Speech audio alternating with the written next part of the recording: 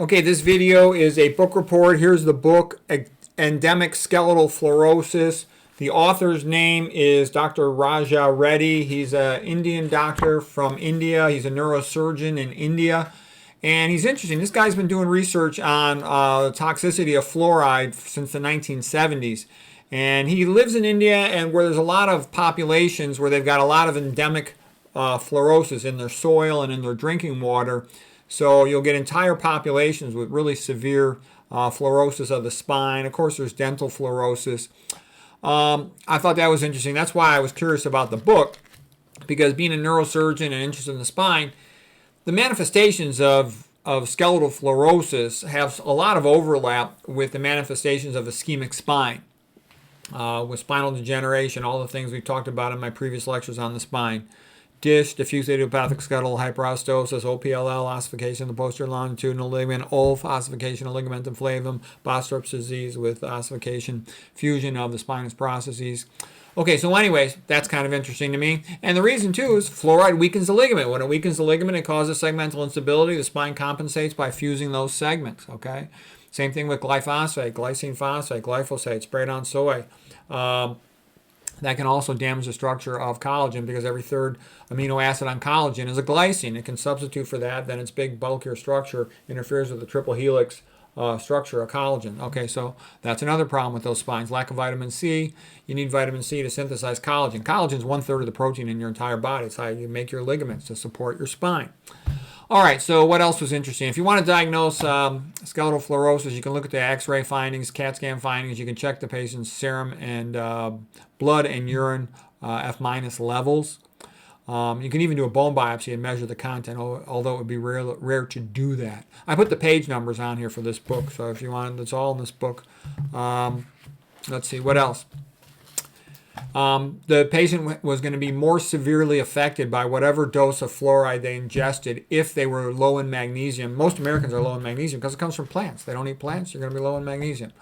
If they're low in vitamin C, if they're deficient on calories, they're part starving, then they're more screwed.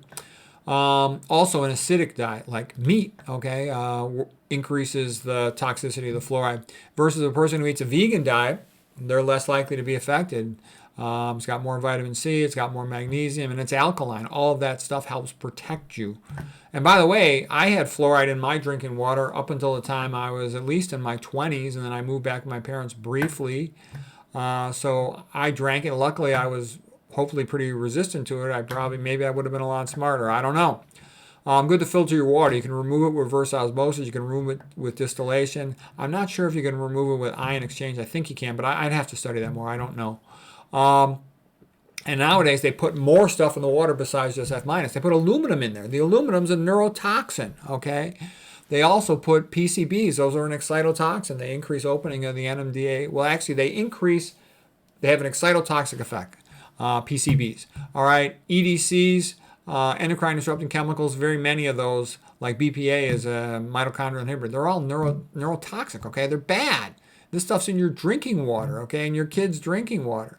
In addition, the stuff they're spraying in the sky, the chem, you know what, those things, the trails, they have Al in there, and they also have strontium.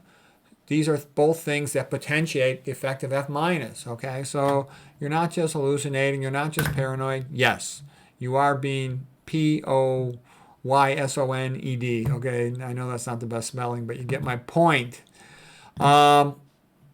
They also potentially have, arsenic there, and that's toxic, okay? Silicone, maybe. I don't know. That's not exactly the same thing as silica, I think. High-fat diets increase gut absorption of F-.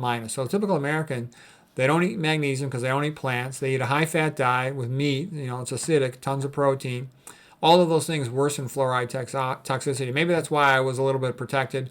My mom's sister was a PhD in nutrition, and so we ate pretty well when we were kids. We were real athletic, my brothers and me, and my mom would always have a plate on the table of fruits and vegetables. We'd run while we were playing. We'd grab some. Okay, we were real strong and athletic, all the kids in my family. Let's see. If somebody has kidney failure, normally we excrete F- from our body, we urinate it out. So Kidney failure patient can't do that very well, especially as they get worsening kidney failure. And I can tell you, kidney failure patients are like some of the stupidest people that you'll ever meet. I feel sorry for them, but man, are they cognitively slow. There's other things that contribute to that. Being in kidney failure is a hyperthrombotic, and so they plug up a lot of arteries in their brain and everywhere else. Soy beverages have a tendency to concentrate F minus. Here's one paper: fluoride exposure from soybean beverage. Some soy beverages concentrate a lot of fluoride. The consumption of soy beverages contributes significantly, that's a strong word in medical research papers, to the daily intake of F minus and could lead to exceeding the highest allowable intake level before they worry about side effects. So I think soy is for chumps. I've talked about that in other lectures. Seafoods tend to be high in F minus. That's another thing too. You're going to hear all these lightweight, stupid idiots, including the ones from Harvard. Harvard is like the Three Stooges, okay? I'm telling you. I won't go into that now, but there's a lot of really bad advice coming out of Harvard, okay? It's a joke. And you'll hear it all over in conventional medicine. You'll hear all these idiots pretending to be nutrition experts telling everybody to eat fish. I told you the book to read in my best 50 books of all time in health and nutrition was the book by Jane Hightower, the internal medicine doctor out in the San Francisco Bay Area, who she had all these demented yuppies, and she figured out it was because they're eating fish. She called it fish fog for their brain slowing. She got them to stop eating the fish. A lot of them recovered. Some of them didn't. Okay, tea tends to really concentrate fluoride a lot. I would never drink tea. Tea is like the typical thing that a pompous ignoramus would drink. The concentration of F minus in tea was so high that by itself in some people it caused skeletal fluorosis. You need a lot of F minus to get skeletal fluorosis.